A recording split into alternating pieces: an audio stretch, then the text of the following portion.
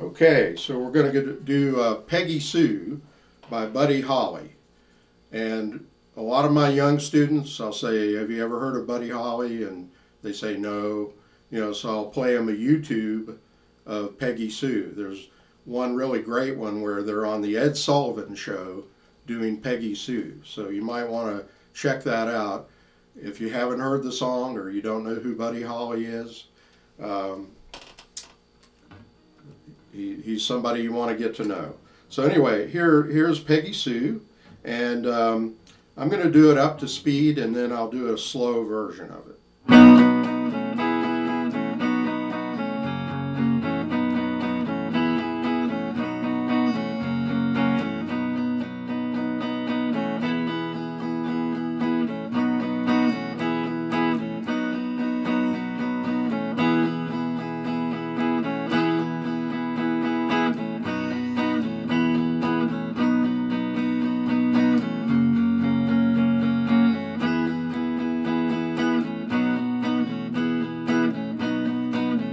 And the bridge.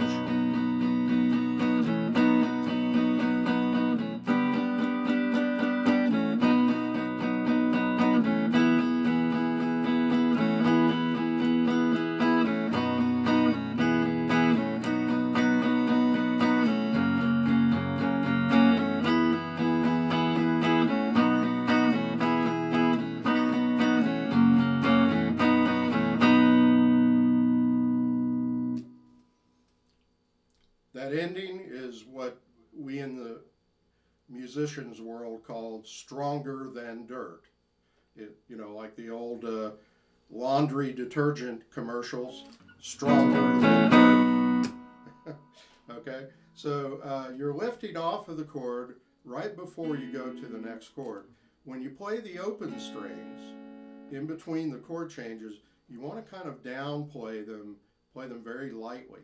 And overall, you're going to be doing like heavy, light, light, lift, heavy, light, light, lift, heavy, light, light, lift, heavy, light, light, lift. Okay?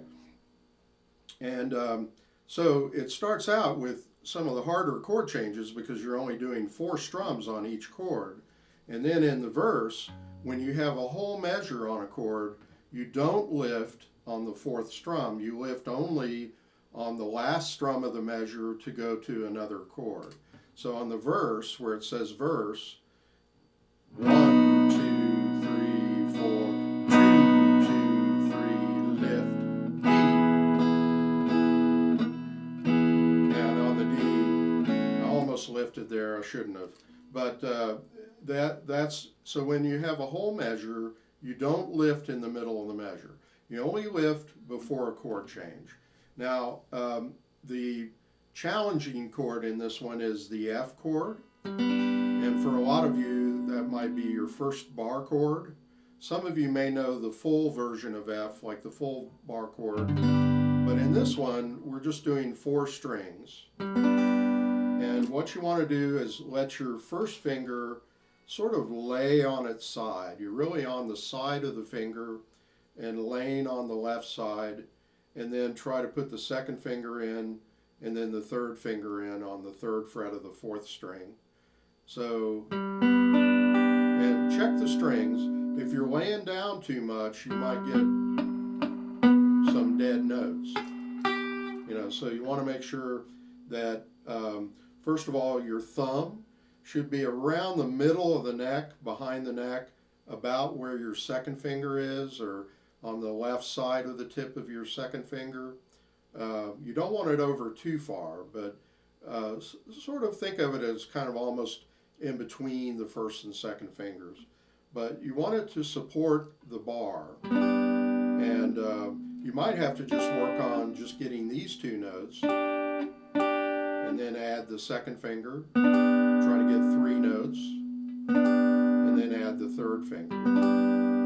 Now, we're going to go from F, or A actually, to F. And if you look at it carefully, notice there's a common finger between A and F, and that's the second finger. And you can just kind of pivot the hand if you weren't doing the open strings in between the chord changes, you could just turn the hand on that second finger. But it's a real pivot. Do you notice how my hand is angled in on the A chord? And that's so I can get all the fingers behind the same fret. You're getting 3 fingers behind the second fret. And then when I go to F, I'm almost turning completely the other way, like this. So you're like this for A and like this for F. And notice how much I'm moving my elbow and my forearm, and I call that a pivot. You're pivoting from here to here. And like you could keep the second finger down normally, but here we're going like, we're lifting off to hit the open strings right before doing the F. So the bridge again is,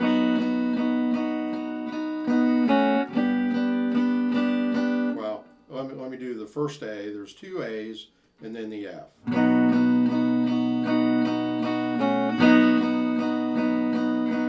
Pivot. I'm smiling because I can do it real easily, and I know a lot of you are going to struggle with that. So it is going to be a bit of a struggle if you're not used to the F. But even if you know this full bar chord, you might want to do this 4-string F if you haven't done it, because there's a lot of songs where you just need 4 strings, you know. There's the Kiss song that goes Black Diamond, and then it goes down to the F, G. And Jimi Hendrix, he would play an F like this, but with his thumb on the bass, and he would mute the 5th string. So it has its place. Sometimes we do a 4-string F, sometimes just a 3-string F, you know. But so anyway, let me go through it again. I'm going to go through the whole song slowly. Peggy Sue, ready, go. And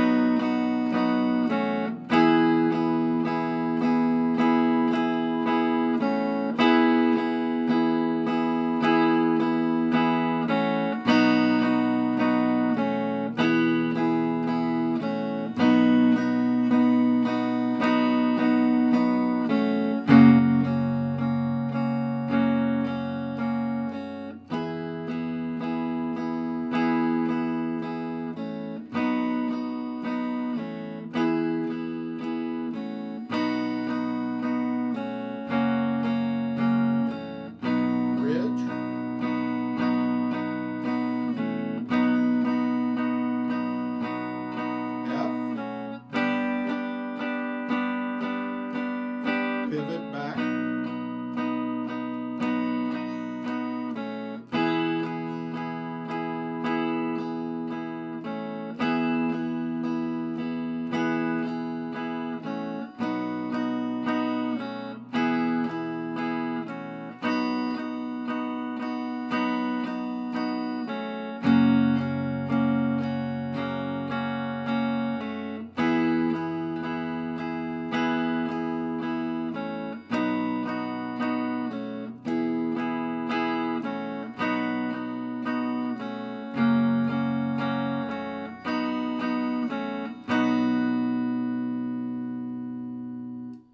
What do we call that ending?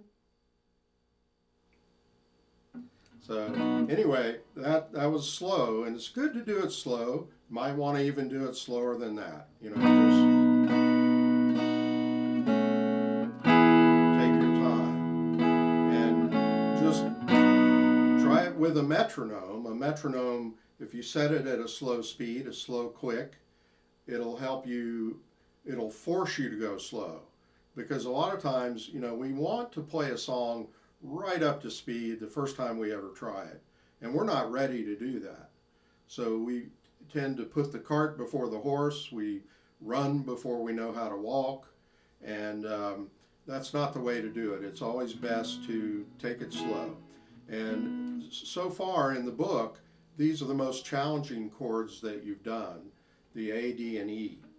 Previously we had A7, D7, and E7 for the 12-bar blues, and we had A minor, D7, E minor, A7. But these chords are a lot more challenging, and you want to learn those guide fingers. If you haven't gotten that down yet, just take, one chord change like A to D and think lift, shift, and place.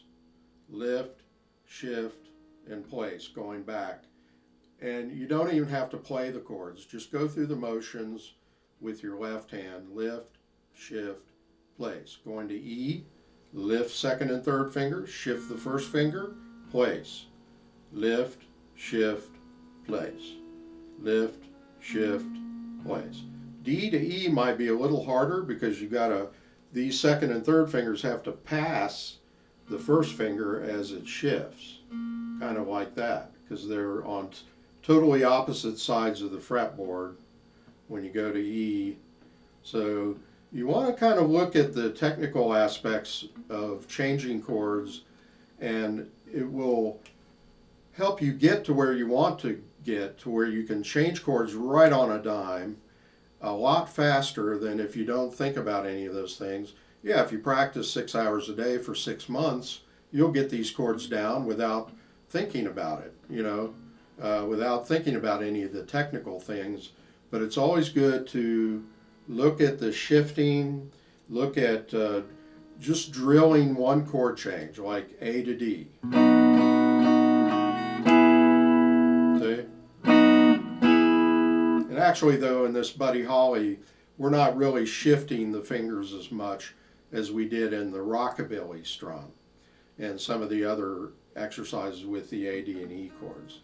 But anyway, that's Peggy Sue. It's really fast, so it's hard for me to even play it at the speed of the record, but it's a pretty cool song. Buddy Holly is still pretty cool. I mean, he was one of the greatest rock and roll songwriters, and he really had the true rock and roll spirit. So you don't want to, there might not have been the Beatles if there wasn't Buddy Holly. And that's the truth. Okay,